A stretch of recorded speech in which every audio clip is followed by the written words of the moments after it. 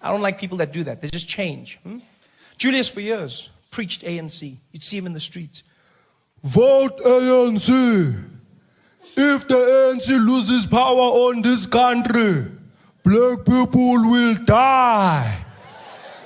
And then the ANC kicked him out. Now he's like, don't vote ANC.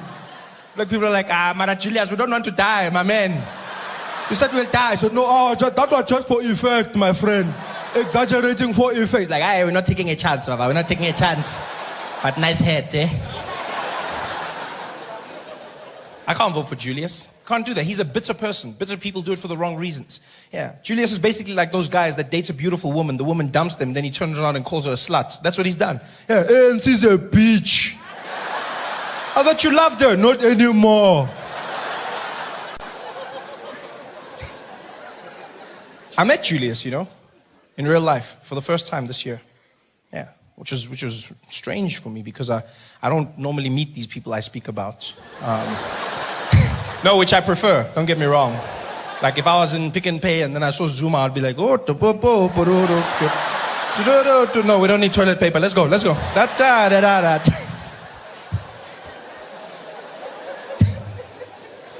But I met Julius Malema. I'll never forget the day. I was in Rosebank having dinner with some friends of mine. And these friends had come to visit me from Germany. And so I'm showing them around town, and right now we're having dinner. All of a sudden, there's commotion in the restaurant. There's people whispering, people looking around. There's something happening. And I turn, I look at the door, and the one and only Julius Malema is standing there, in the flesh.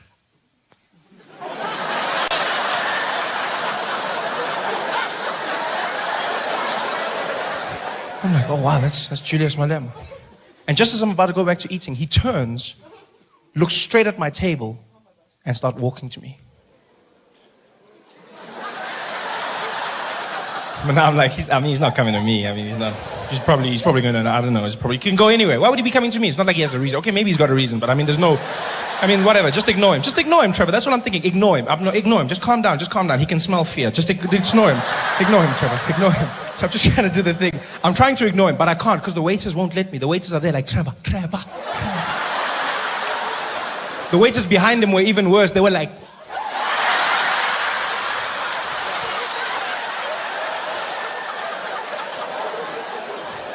now I'm panicking. What if the guy's coming to me? But I'm like, no, he's not coming to me. But you know what? He was coming straight to me. Julius Malema to my table. He stops at my chair, looks me straight in the eye and goes, funny guy.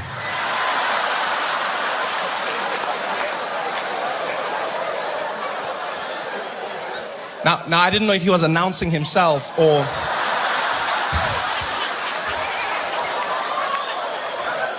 referring to me. Hey, Juju.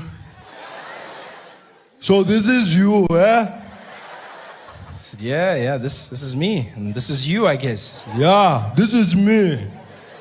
So now? I was like, oh, man, I don't know what's going to happen. I don't know, does he want to talk? Does he want to argue? Maybe he wants to fight. He's going to try to punch me or something. I don't know what's going to happen. I don't.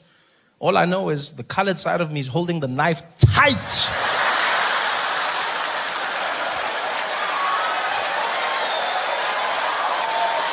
I'm ready, eh? One mistake, and I'm there. Yeah. And it was a butter knife, but I didn't care. Just needed to flinch and be, yes, Annie, yes, Annie, yes, Annie, yes, Annie. Butter you to death. Die of cholesterol.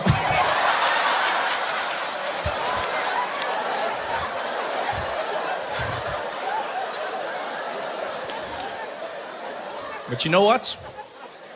I didn't need the knife.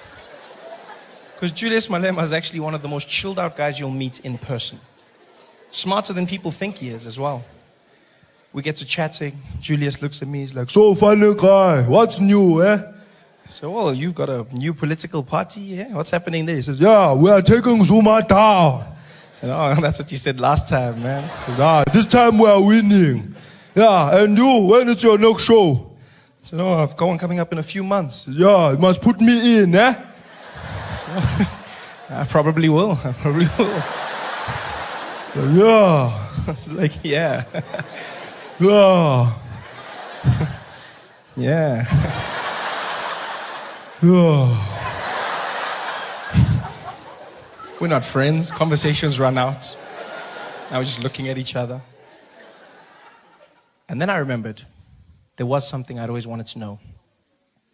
I had noticed on Twitter there was a Julius Malema account with hundreds of thousands of followers. And every day it would post things, motivational quotes, jokes, things that made sense. I was like, this is not Julius. It can't be him. This is too light-hearted. This is not Julius Malema. But now he was here next to me, so I could ask him, and I did. I said, hey, Julius, do you know about Twitter? I said, yes, I know it. So there's an account there with your name. Is that you? I said, yes, that's me. @Julius_S_Malema. You must follow me. I was like, oh, no, that's cool, man. But wow, I was shocked. Not that he was on Twitter. I just never thought I'd hear Julius say the word underscore. No, because it's such an obscure key on a keyboard. You know, I don't know why. I never thought he was. I bet he knows all the keys. I'm sure he sits there every day by himself, like Keyboard quiz, go. F1, F5, F7, enter, space, delete, zoomer. PVNM, control the minds. QWERT, escape from SARS. VPNM, colon, semicolon, dash. Down dash. Dash, small dash, dash. Dash on the ground. Dash that have been oppressed by the other keys on the keyboard. Why don't they allow this dash to come up where it belongs? This dash to... I did not picture him saying underscore. But he did. Surprised me.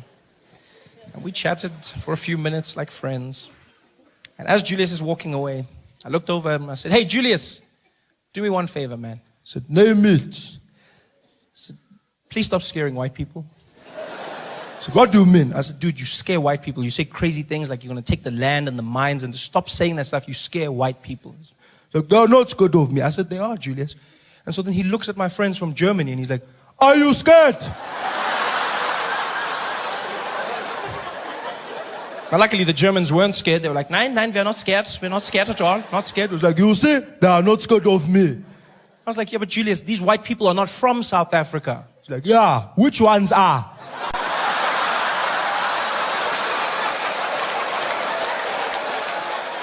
That was funny. I was like, touche. He says, oh, I don't have any. Nice meeting you, eh? He's a fun guy, Julius.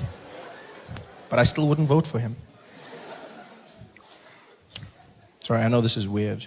This is my tea. I know it looks like a magic lamp, but it's not. It's my tea. I have to drink this as much as possible. So, it's true. This is sort of like my medicine. I have to drink it. Why? Because I lost my voice. But it wasn't like weekend lose your voice. It wasn't like, oh, what a great party. I lost the voice. No. Voice totally gone.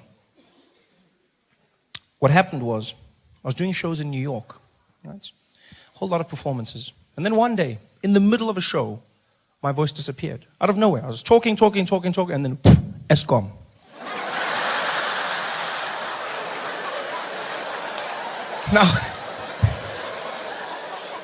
Now, at first I thought, okay, it's just a small thing. It's a small thing. It'll go away. But it didn't. It got worse every day. Every day my voice got worse and worse. Finally, I ended in New York. Was coming back to South Africa through London. So while I was in London, I met a doctor there. Horrible doctor. Because his advice was, maybe you should just keep quiet, Trevor. Yeah? Maybe you should keep quiet. Keep quiet for a few days. And thereafter, what we should do is speak in a confidential voice. Yes? Speak in a confidential voice. That's what he told me to do, speak in a confidential voice. A confidential voice is basically you speaking very softly, very hum. So basically everywhere you go, you talk like this. You know what I mean? This is what you've got to do. Basically like white people in the office, you just got to find the guys. You're not gonna, what's that? No, nothing, we get, Yeah, see you guys at the bra. Don't want those guys. That's a confidential voice. Now, the problem with the confidential voice is that you have to lean in when you speak to people, right? And then two things happen. One, I don't know why, but if you speak softly or if you whisper, people will whisper back to you. I don't know why this happens. I went into a shop. I was trying to buy a computer. This guy comes and says, "Hey, sir, how you doing? You good, man? Are you good?" It's like, yes, I just need to buy some computers, please. You looking at some of those laptops over there? I said, yeah, just some of the MacBooks. Said, yeah, well, over here we got a great range of computers. And what are you doing? Why are you whispering? I'm not whispering. I don't know what you mean. You whispering? Why? It's like I'm injured and now you're limping. What the hell is going on here? The second weird thing that happened was because I was speaking like this, some people thought I was trying to have sex with them. Yeah, it was weird for me at first, and then I realized this actually was happening. The worst incident was when I was visiting friends of mine in Ennerdale, right? And I went to the Chicken Licken with my boys. We're hanging out. It's a normal day. We're just getting food, you know. We walk up to the counter, the woman's there. She's like, "Welcome to Chicken Licken, sir. Can I take your order, please?" I said, "Oh, hi. I would like four pieces of chicken, please." She's like,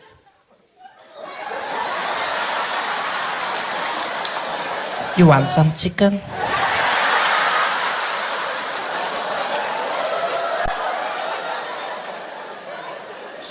"I'm gonna give you the breasts and the thighs."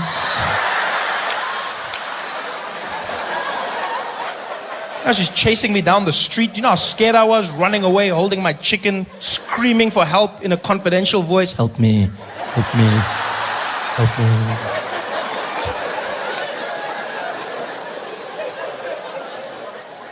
So this clearly didn't help. I come back to South Africa and I meet a doctor here, a voice doctor, who happens to be one of the best in the world. And he does an exam on my voice, finds exactly what I have, hemorrhagic polyp, and he says we have to go in for surgery, which stresses me out. I go, "What? We've got to go in for the surgery?" He says, "Yeah, Trevor, that's not helping. Just stop doing that." So what do you mean? The doctor says, "I don't want to have sex with you, so please stop doing that. We're going in for surgery." Surgery. You know, surgery? How scared I was now? Surgery. Was stress. The worst thing about the surgery was the process around the surgery. I wasn't allowed to speak for the week before the surgery. And then after surgery, completely silent for 1 month. Right? Yeah, 1 month. No speaking, no whispering, no humming, no coughing or even sneezing. Nothing. You make no sound, otherwise you'll damage the voice after surgery. Yeah. Which seems easy for the first few days, because you think it's fun. You're like, "Oh, I'll just keep quiet. I'll just be a mime."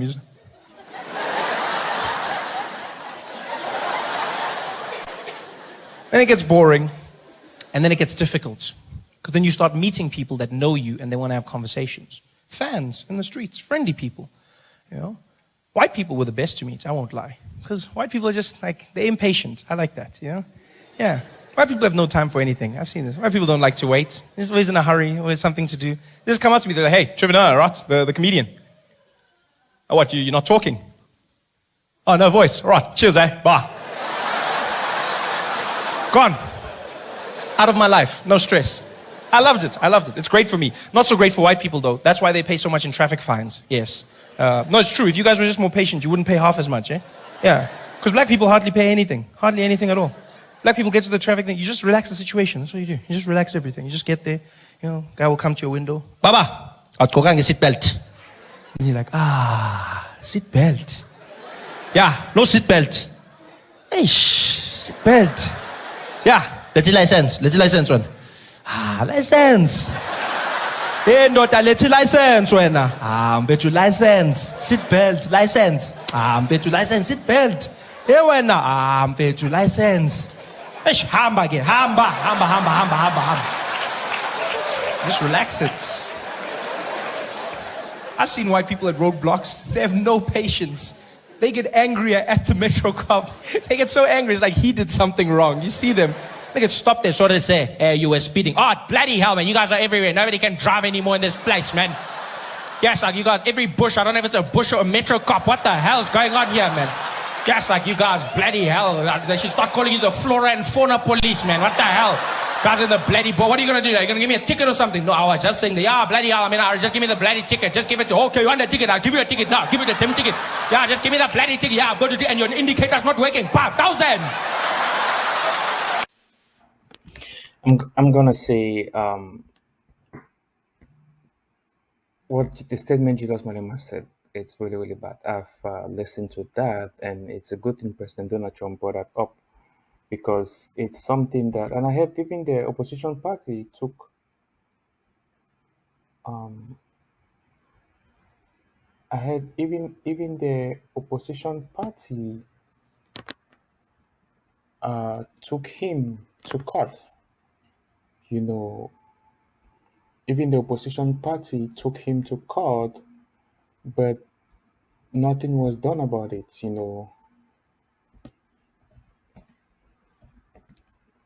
Nothing was done about it, and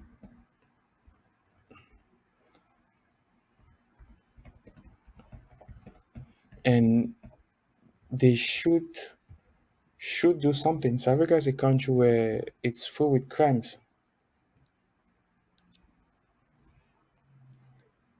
South Africa is a country where it is filled with crimes. It's a country where it is filled with crimes. No, not say filled, not let me not say filled with crime, but there is too much of insecurity, right? And insecurity stem as a result of a lot of poverty. You know, telling other people to go about harming other people is not a good thing at all. It is really hate speech, and it is really hate crime, and it is something that I really appreciate how I really like and appreciate how President Cyril Ramaphosa of South Africa did denounce it. It's something that is not right at all. It is not right. You shouldn't tell people to go about doing other things to other people. You know, you shouldn't. You shouldn't. You should work together so that you can make your country great and greater than it has ever been. South Africa is a rainbow nation, as said by former President Nelson Mandela. You know, a rainbow nation, what does that mean? It means it's a country that is for everybody, not just for one person. You know, it's a country that is for everybody. So they need to work together.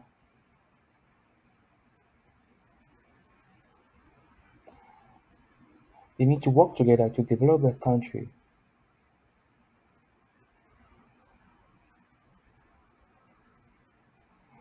Need to work together to develop the country, to make the country great. Not only great, but greater than it has ever been. Greater than it has ever been. So that foreign investments can continue pouring into the country. You know, not one of the highest things in South Africa that is causing mass exodus of people is insecurity. Where there was insecurity, there was no investment. Nobody want to put their money in a place that is not secure. Nobody want to live in an area that is safe, that is not safe. So calling upon people to go about doing something like that, it's not a wise decision. It's not a good thing at all. There is demise of white farmers. We can't say there is no demise of white farmers. There is. It is not today that this issue started. This thing started back many, many years ago. And there were a lot of South Africans that went to Australia and went to New Zealand because of it. Why did they just decide to leave? Because of insecurities, like people leaving their countries and going to other countries because of insecurity. So South Africa is a country for everybody. It's a rainbow nation. And you can't tell one particular class of people to demise other class of people. That is not good. That is not the founding statement of Nelson Mandela. You talk about being a rainbow nation, living together, living in peace. Focusing on developing a country rather than destroying one another, which is very very important. I think President Nelson Mandela will look from heaven or from his grave and like, what is happening to my beloved rainbow nation? So living in peace, it's something that is very very important. It is something that can take the country forward, and focusing on security, making sure that the country is safe, so that investors can invest into the country, so that people won't have to be living. A lot of people are so scared of living in South Africa because of too much of insecurity, too much of insecurity. You see people living in houses with high fence, high bars because of crimes. You know, and they need to make sure that word gap, word disproportion gap, is something that is fixed. By educating the people, especially the majorities that find it difficult with uh, educate the people, train them, let them learn sectors, let them learn different things, different skills, so that they can better help themselves. Education is a key to fostering. Education is a key to creating a safe society, to fostering growth and development, to fostering tranquility, and also to fostering unity. Without education, it's very difficult to foster things like that. So it's something that is very, very important for the nation to really put that as a top priority. And I really, really thank President Donald Trump for bringing that up at the White House meeting yesterday, so that President Cyril Ramaphosa and his delegations could see that and really make that a top priority. You know, drones are important. All of those things are important, but the main important thing is to make the law strong and let people know that, hey, you have no right to go about harming other people. No place in this world people do things like that and go free. No, you have no right. Work together. Look at when rain falls. After the rain falls, you see a rainbow, or sometimes even before rain falls, even you see a rainbow. What does that rainbow tells you? Different colors. Even look at the flag of South Africa. You see the flag; it's made up of different colors. I mean, it's a diverse country where everybody comes together and work together in unifying and building the nation and taking the nation to where the dream of, taking the nation to the greatest points. I wish South Africa the best, and thank you, President Donald Trump, for really bringing that up, and thank you to the people of South Africa for listening, and also putting it to practice by first denouncing the words that EFF leader Julius Malema has been saying, you know, and making it a ban even, you know. I wish the country good luck and wish everybody good luck. Thank you.